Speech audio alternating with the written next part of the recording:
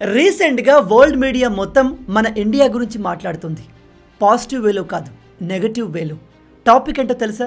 మన దేశంలో జరుగుతున్న రేపుల గురించి. మీరు ఇక్కడ ఆర్టికల్లో చూడవచ్చు. ఒక ఇజ్రాయెల్ టూరిస్ట్ మహిళను, అలాగే ఆమెకు ఆశ్రయం ఇచ్చిన మన భారత మహిళను కొంతమంది క్రిమినల్స్ అతి దారుణంగా అత్యాచారం చేశారు. అండ్ వీళ్ళు ఇజ్రాయెల్ మహిళతో ఉన్న ఒక వ్యక్తిని కూడా చంపేశారు. నిజంగా మన దేశంలో జరుగుతున్న ఇలాంటి రేపులు రోజు రోజుకి వరల్డ్ స్టేజ్ పైన మన భారత పరువును తీస్తున్నాయి. మీరు ఇక్కడ చూడండి, BBC, CNN, ది గార్డియన్ లాంటి పెద్ద పెద్ద వరల్డ్ మీడియా ఛానళ్ళు ఈ ఇన్సిడెంట్ని పూర్తిగా కవర్ చేస్తున్నాయి. ఈ విషయం చెప్పడానికి నాకు సిగ్గుగా ఉంది. కానీ మన దేశంలో తరచుగా జరుగుతున్న ఇలాంటి అత్యాచారాలు చూసి ప్రపంచమే ఆశ్చర్యపోతుంది. చాలా బాధాకరమైన విషయం ఏమిటంటే, మీరు ఇండియా దాటి ఏ కంట్రీకైనా వెళ్ళండి, రేప్స్, అత్యాచారాలు ఎక్కువగా ఎక్కడ జరుగుతాయి అంటే మన ఇండియా పేరుని ఖచ్చితంగా చెప్తారు. బాధాకరమైన విషయం ఏమిటంటే, ప్రపంచవ్యాప్తంగా ఉన్న చాలా దేశాలు అక్కడి ప్రజలకు, ఎస్పెషల్లీ మహిళలకు ఒంటరిగా ఇండియాకు వెళ్ళకండి, ఒకవేళ వెళ్లాల్సి వస్తే జాగ్రత్తగా ఉండాల్సిందిగా అడ్వైజరీలు జారీ చేశాయి. ఇక రీసెంట్గా జరిగిన ఈ ఇన్సిడెంట్ విషయానికి వస్తే, ఇది కర్ణాటకలోని హంపి అనే ప్రాంతంలో జరిగింది. 2 మహిళలు, 3 అబ్బాయిల ఫ్రెండ్స్ గ్రూప్ యునెస్కో వరల్డ్ హెరిటేజ్గా గుర్తింపు పొందిన హంపి ప్రాంతంలో స్టార్ గేజింగ్ చేస్తున్నారు. స్టార్ గేజింగ్ అంటే పట్టణానికి లేదా విలేజ్కి కాస్త దూరంగా ఎక్కువ వెలుతురు లేని ప్రాంతం నుండి నక్షత్రాల్ని అబ్జర్వ్ చేయడం, వాటిని వీక్షించడం. ఈ 5 ఇలా హంపీకి ఒక 10 కిలోమీటర్ల దూరంలో నిర్మానుష్యమైన ప్రాంతంలో స్టార్ గేజింగ్ చేస్తుంటే, ఆ ఏరియాకి చెందిన కొంతమంది పోకిరీలు వీళ్ళ దగ్గరికి వచ్చి డబ్బులు అడగడం మొదలుపెట్టారు.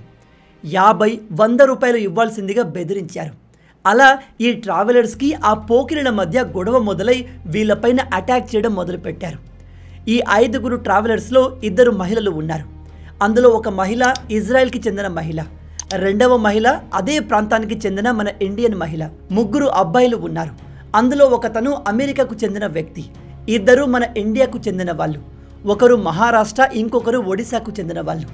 ఈ పోకిరీలు ఈ 3 అబ్బాయిలతో గొడవపడి వాళ్ళను పక్కనే ఉన్న తుంగభద్ర నది కాలువలో పడేశారు. ఆ తర్వాత ఈ 2 మహిళల్ని ఫిజికల్గా హెరాస్ చేసి అత్యాచారం చేశారు. కాలువలో పడేసిన 3 యువకుల్లో 2 స్విమ్మింగ్ చేస్తూ బయటకు వచ్చేశారు. కానీ మన ఇండియాకు చెందిన ఒక వ్యక్తి అందులో మునిగి చనిపోయాడు. ఇది నిజంగా చాలా దారుణమైన ఇన్సిడెంట్. అందుకే ఇప్పుడు వరల్డ్ మీడియా 3 మగవారితో ఉన్నప్పటికీ ఫారెన్ మహిళలు ఇండియాలో సేఫ్ కాదు అనే పాయింట్ని రేజ్ చేస్తున్నారు. దానికి యాజ్ ఎ ఇండియన్గా మనం సిగ్గుపడడం తప్ప సమాధానం ఇవ్వలేకపోతున్నాం. అండ్ షాకింగ్ విషయం ఏమిటంటే, ఇదంతా ఎక్కడో అడవిలో జరిగింది కాదు. యునెస్కో వరల్డ్ హెరిటేజ్ ఒక వెరీ ఫేమస్ టూరిస్ట్ ప్లేస్కి కేవలం 10 కిలోమీటర్ల దూరంలో జరిగింది. అందుకే ఫారినర్స్ మన ఇండియాను సేఫ్ ప్లేస్ కాదు అని చెప్తున్నారు. ఇంకొంతమంది అయితే మన ఇండియాను రేప్ క్యాపిటల్ అని కూడా అవహేళన చేస్తున్నారు. మీరు ఇక్కడ ఆర్టికల్లో చూడవచ్చు. 2 women were reportedly stargazing with 3 male travelers when they were attacked near popular UNESCO World Heritage Site. 3 మగవారితో ఉన్నప్పటికీ మన దేశంలో విదేశీ మహిళలు సేఫ్గా లేరు. ఇది మనకు చాలా అవమానకరం. ఇలాంటి ఇన్సిడెంట్లు మన దేశంలో జరగడం నిజంగా మనకు సిగ్గుచేటు. అండ్ ఇది కేవలం ఒకే ఇన్సిడెంట్ కాదు, ఇలాంటి కేసులు ప్రతిరోజు మన దేశంలో జరుగుతూనే ఉంటాయి. అందుకే వెస్టర్న్ దేశాల ప్రజలు మన ఇండియాను ట్రోల్ చేస్తున్నారు. మొదటిది, సివిక్ సెన్స్ విషయంలో వీళ్ళు ఆల్రెడీ మనల్ని టార్గెట్ చేస్తున్నారు. అండ్ ఇప్పుడు సేఫ్టీ విషయంలో కూడా ఇలాంటి క్రిమినల్ చేసే పనికి మన దేశం మొత్తం తలదించుకోవాల్సి వస్తుంది. ప్రజెంట్ ఇది జరిగింది కర్ణాటకలోని హంపి ప్రాంతంలో. నిజానికి యునెస్కో వరల్డ్ హెరిటేజ్గా గుర్తించబడిన ప్రాంతంలో టూరిజం ఎక్కువగా ఉంటుంది. కాబట్టి ఆ ప్రాంతంలో పోలీసుల డిప్లాయ్మెంట్ కూడా ఎక్కువగా ఉండి సెక్యూరిటీ కూడా టైట్గానే ఉంటుంది. అయినా కూడా మన దేశంలోని క్రిమినల్స్ పోలీసులకు, లా అండ్ ఆర్డర్కి భయపడకుండా 3 మేల్ ఫ్రెండ్స్తో ఉన్న అమ్మాయిలతో కూడా ఇలా చేశారు అంటే, కర్ణాటక రాష్ట్రంలో మన దేశంలో లా అండ్ ఆర్డర్ ఎలా ఉందో మనకు అర్థమవుతుంది. ఇప్పుడు ఈ ఇన్సిడెంట్ గురించి విన్న తర్వాత మీలో చాలామంది ఫ్యూరియస్ అయిపోయి లేదా ఎమోషనల్ అయిపోయి ఇలాంటి వెధవల్ని కఠినంగా శిక్షించాలి, పబ్లిక్గా ఉరి తీయాలి, వేరే వాళ్ళు ఇలాంటి పనులు చేయాలంటేనే భయపడేలా శిక్షించాలి అంటారు. నిజానికి అవన్నీ మంచి ఐడియాసే, కానీ ఎందుకో మన దేశంలోని న్యాయ వ్యవస్థ అలా చేయలేకపోతుంది. ఇలాంటి నేరం చేసిన వాళ్ళకి అత్యంత కఠినమైన శిక్షలు పడాలి, కానీ మన దేశంలో అలా జరగట్లేదు. ఒకవేళ జరిగినా ఆ ఇన్సిడెంట్ జరిగిన 5-10 సంవత్సరాలకు తీర్పు వస్తుంది. దాంతో ప్రజలకు ఎస్పెషల్లీ ఇలాంటి క్రిమినల్స్కి మనం ఏం చేసినా ఈజీగా తప్పించుకోవచ్చు. దేశ న్యాయ వ్యవస్థ మనల్ని ఏమీ పీకలేదు అనే ధైర్యం వచ్చేస్తుంది. దీనికి బెస్ట్ ఎగ్జాంపుల్ 2024 నవంబర్ కోల్కతాలో మహిళా డాక్టర్పై జరిగిన అత్యాచారం. ఈ ఇన్సిడెంట్ గురించి మనం ఆల్రెడీ ఒక వీడియో చేశాము. ఈ కేసు ఎంత దారుణమైందంటే ఒక డాక్టర్ని, డ్యూటీలో ఉన్న డాక్టర్ని అదే హాస్పిటల్లో పెద్ద ఆడిటోరియంలో దారుణంగా అత్యాచారం చేసి చంపేశారు. ఈమె బాడీని చెక్ చేస్తే షాకింగ్ విషయాలు బయటకు వచ్చాయి. తన శరీరంలో ఎముకలు విరిగి ఉన్నాయి. ఇంటర్నల్గా రక్తస్రావం జరిగింది. ఆమెను నరకయాతన పెట్టి చివరికి అంతం చేశారు. ఈ న్యూస్ బయటకు రాగానే దేశ ప్రజలు కన్నీరు పెట్టుకున్నారు. మెడికల్ స్టూడెంట్స్, డాక్టర్స్ ఆగ్రహానికి గురై రోడ్ల మీదకి వచ్చారు. పెద్ద ఎత్తున ధర్నాలు, ప్రొటెస్టులు చేశారు. ఈ నిరసనలు వారాల పాటు, నెలల పాటు కొనసాగాయి. మన దేశ ప్రైమ్ మినిస్టర్ మోడీ గారు కూడా ఈ కేసు గురించి ఎర్రకోటపై నిలబడి తన స్పీచ్లో కూడా మాట్లాడారు. వెస్ట్ బెంగాల్ కలకత్తాలో జరిగిన ఈ ఇన్సిడెంట్ అత్యంత దారుణమైంది. ఇది దేశం మొత్తాన్ని కలిచివేసింది.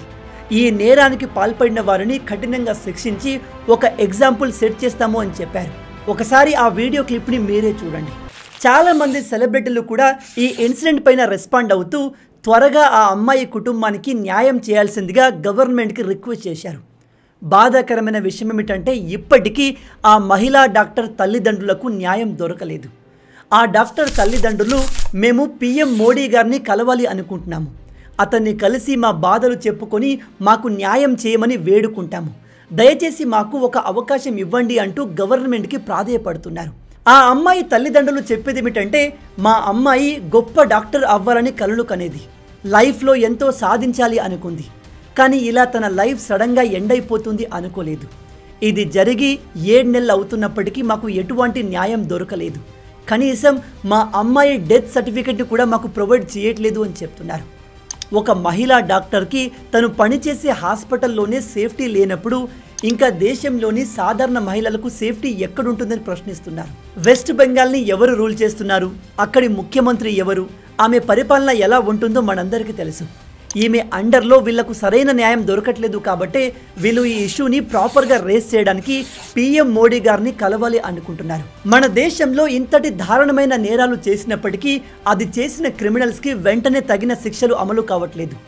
దాంతో ఈ క్రిమినల్స్ కూడా మేము ఏమి చేసినా మమ్మల్ని న్యాయ వ్యవస్థ ఏమీ పీకలేదు అనే ధీమాతో మరిన్ని నేరాలు చేస్తున్నారు, రెచ్చిపోతున్నారు. అండ్ వీళ్ళ కారణంగా ప్రపంచవ్యాప్తంగా మన ఇండియా పేరు నాశనం అవుతుంది. వీళ్ళు చేసే ఈ క్రిమినల్ యాక్టివిటీస్ కారణంగా ప్రపంచ దేశాల ముందు మనం తలదించుకోవాల్సి వస్తుంది. ఇప్పుడు మీలో కొంతమంది అంటారు, ఎందుకు బ్రో ఇండియాను తక్కువ చేసి మాట్లాడుతున్నావు, మన దేశం మొత్తంలో పరిస్థితులు ఇలా లేవు కదా అని. ఎస్, మీరు చెప్పింది వాస్తవమే. ఇలాంటి క్రిమినల్ మైండ్ సెట్ ఉన్న వాళ్ళు చాలా తక్కువ మంది ఉంటారు. అందరూ ఇదే విధంగా బిహేవ్ చేయరు. కానీ ఈ క్రిమినల్ మైండ్ సెట్ ఉన్న వాళ్ళకి మన దేశ జ్యుడిషియరీ అంటే ఎటువంటి భయం లేదు. ఎంత పెద్ద నేరం చేసినా దానిపై తీర్పు రావడానికి సంవత్సరాలు పడుతుంది. కాబట్టి ఈజీగా తప్పించుకోవచ్చు అనే ధీమాలో వీళ్ళు ఉన్నారు. అయితే ఇలాంటి వాళ్ళ పర్సంటేజ్ మన పాపులేషన్లో ఎక్కువ ఉందా తక్కువ ఉందా అనేది బయట దేశాల వారికి అవసరం లేదు. మన దేశంలో ఇలాంటి ఇన్సిడెంట్ జరుగుతున్నాయా లేదా అనేది వాళ్ళు క్వశ్చన్ చేస్తారు. ఒకసారి ఇమాజిన్ చేయండి, మీరు ఏదైనా వేరే దేశానికి ట్రిప్కు వెళ్ళారు అనుకుందాం. అక్కడ ఉన్న ప్రజలు మిమ్మల్ని ఇండియా మంచి దేశం కాదు, మీ దేశంలో మహిళలకు సెక్యూరిటీ లేదు, ఇండియా ఒక రేప్ క్యాపిటల్ అని అవహేళన చేస్తే మనం ప్రాపర్గా వాళ్లకు రిటర్న్ ఆన్సర్ ఇచ్చే స్థాయిలో కూడా లేము. ఎందుకంటే టెక్నికల్గా చూస్తే వాళ్ళు చెప్పేది నిజమే, వాళ్ళు ఊరికే ఏది క్రియేట్ చేసి చెప్పట్లేదు. ఇక్కడ ప్రాబ్లం ఏమిటంటే మన దేశం చాలా పెద్దది, మన పాపులేషన్ కూడా చాలా ఎక్కువ. కాబట్టి ఏ చిన్న ఇన్సిడెంట్ జరిగినా అది వెంటనే మీడియాకి ఎక్కిస్తుంది. అది మంచి విషయమే, కానీ దానికి తగ్గట్టుగా మన భారత జ్యుడిషియరీ కూడా స్ట్రిక్ట్గా వెంటనే రెస్పాండ్ అయ్యి ఇలాంటి పనులు చేసేవారిని కఠినంగా శిక్షిస్తే బాగుంటుంది. అట్లీస్ట్ ఇలాంటి క్రైమ్లు తగ్గుతాయి. అప్పుడు మనం ప్రౌడ్గా చెప్పుకోవచ్చు, అవును ఇలాంటి ఇన్సిడెంట్లు మా దేశంలో జరుగుతున్నాయి, కానీ అలా చేసిన వారిని మా జ్యుడిషియరీ ఎలిమినేట్ చేస్తుంది, కఠినంగా శిక్షించింది, ఆ తర్వాత ఇలాంటివి తగ్గాయి అని చెప్పుకోవడానికి ఉంటుంది. కానీ ప్రజెంట్ మనకు ఆ అవకాశం కూడా లేదు. మీరు మన దేశ స్టాటిస్టిక్స్ విషయానికి వస్తే నిర్భయ చట్టం వచ్చి 10 సంవత్సరాలు అవుతుంది. మహిళలపై జరుగుతున్న అన్యాయాలు, అత్యాచారాల్లో కేవలం 26.5% కేసులు మాత్రమే సాల్వ్ అయ్యాయి. మిగతా 73.5% కేసులు ఇంకా పెండింగ్లో ఉన్నాయి. ఇంకో షాకింగ్ విషయం ఏమిటంటే మహిళలపై జరుగుతున్న క్రైమ్స్లో 95% కేసుల విచారణ ఇంకా పెండింగ్లోనే ఉన్నాయి. దీన్ని బట్టి మన దేశ జ్యుడిషియరీ ఎంత గొప్పగా పనిచేస్తుందో మనకు అర్థమవుతుంది. భారతీయులందరూ భారత న్యాయ వ్యవస్థను గౌరవిస్తారు. ఎస్పెషల్లీ మన దేశ ఉన్నత న్యాయస్థానమైన సుప్రీంకోర్టు అంటే ప్రతి ఒక్కరికి గౌరవమే. కానీ దేశ జ్యుడిషియరీ సిస్టమ్ ఇంత వీక్గా, ఇంత స్లోగా పనిచేస్తుంటే దేశంలో లా అండ్ ఆర్డర్ ఎలా మెయింటైన్ అవుతుంది? అందుకే మన దేశ జ్యుడిషియరీ సిస్టంలో మార్పులు చేయాల్సిన అవసరం వచ్చింది.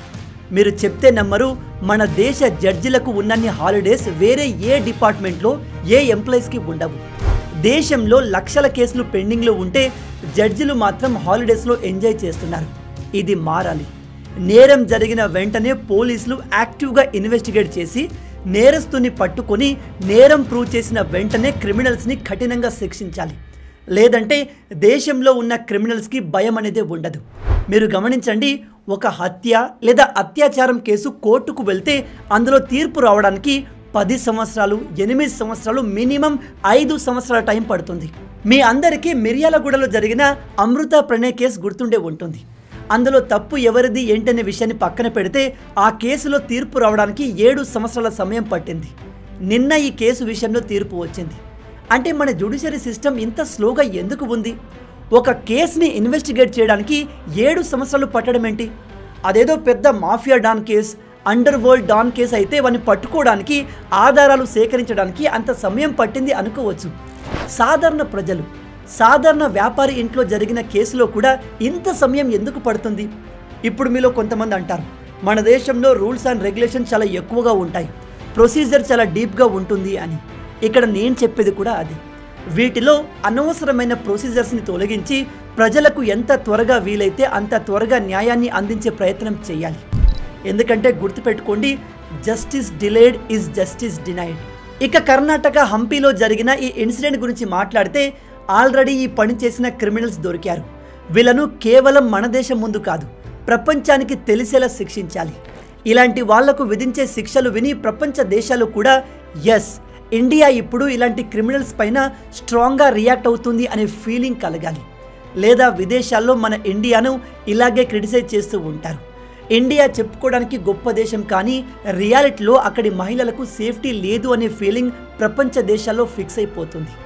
మరి ఇప్పుడైనా మన రాష్ట్ర ప్రభుత్వాలు, కేంద్ర ప్రభుత్వం మేల్కొని ఆ దిశగా ఏదైనా యాక్షన్ తీసుకుంటుందా లేదా అనేది మనం వేచి చూడాలి. దీని గురించి మీరేమనుకుంటున్నారు? మన దేశంలో మహిళల సేఫ్టీ పైన మీ ఒపీనియన్ ఏంటి? దేశవ్యాప్తంగా జరుగుతున్న ఇలాంటి ఇన్సిడెంట్లను ఆపేందుకు రాష్ట్ర ప్రభుత్వాలు, కేంద్ర ప్రభుత్వం ఎటువంటి చర్యలు తీసుకుంటే బాగుంటుంది? అండ్ ఇలాంటి వాళ్ళను ఎలా శిక్షిస్తే బాగుంటుంది? మీ ఆలోచనల్ని కింద కామెంట్లో చెప్పండి. మొత్తంగా ఇవే ఈ వీడియోకి సంబంధించిన పూర్తి విషయాలు. ఈ వీడియో మీకు నచ్చింది అనుకుంటున్నాను.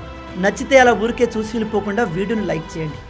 ఈ వీడియోకి నేను మీకు ఇచ్చే లైక్స్ టార్గెట్ 5000 లైక్స్. చాలా ఈజీ, సింపుల్గా చేసేయండి. అండ్ ఇలాంటి మరిన్ని ఇంట్రెస్టింగ్ వీడియోస్ కోసం మన ఛానల్ని సబ్స్క్రైబ్ చేసి మమ్మల్ని సపోర్ట్ చేయొచ్చు కదా. ఇది మీకు కంప్లీట్లీ ఫ్రీయే, కానీ మీరు చేసే ప్రతి ఒక్క లైక్ అండ్ సబ్స్క్రిప్షన్ మాకు మరిన్ని వీడియోస్ చేయడానికి ఒక మోటివేషన్లా ఉంటుంది. కాబట్టి వీడియోని లైక్ చేసి ఛానల్ని సబ్స్క్రైబ్ చేయడం మర్చిపోవద్దు. రాబోయే వీడియోలో ఇంకో ఇంట్రెస్టింగ్ టాపిక్తో మళ్ళీ కలుద్దాం. అంటిల్ దెన్, జై హింద్.